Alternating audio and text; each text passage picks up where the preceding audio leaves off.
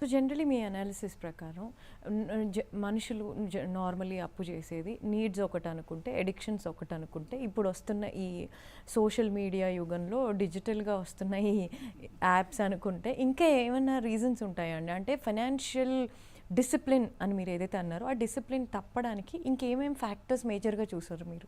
ఒకటి ఆబ్వియస్లీ ఇవి ఇప్పుడు చెప్పిన కారణాలతో పాటు ఇంకోటి ఏంటంటే మన ఎక్స్పెక్టేషన్స్ ఫ్రమ్ లైఫ్, మన ఖర్చులకు అని, మన లైఫ్ స్టైల్ ఎక్స్పెక్టేషన్స్కి మనకు వచ్చే జీతానికి సరిపడక ఉండకపోవడం. అంటే మీరు చదివిన చదువుకి మీకు వచ్చే జీతానికి కూడా ఫుల్ఫిల్ అవ్వకపోవడం కూడా ఒకటి.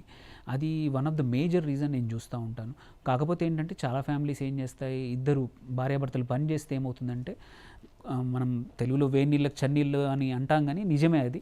సో డబుల్ ఇన్కమ్ ఫ్యామిలీస్లో కొంచెం ఈ బాధ, అందుకే మనం లో అంటే తక్కువ శాలరీ బ్రాకెట్లో ఉన్న వాళ్ళు కూడా ఇద్దరు భార్యాభర్తలు పనిచేస్తే ఒకరి ఖర్చులు వెళ్ళిపోతాయి, ఇంకొకరిది సేవింగ్స్కి వెళ్ళిపోతాయి.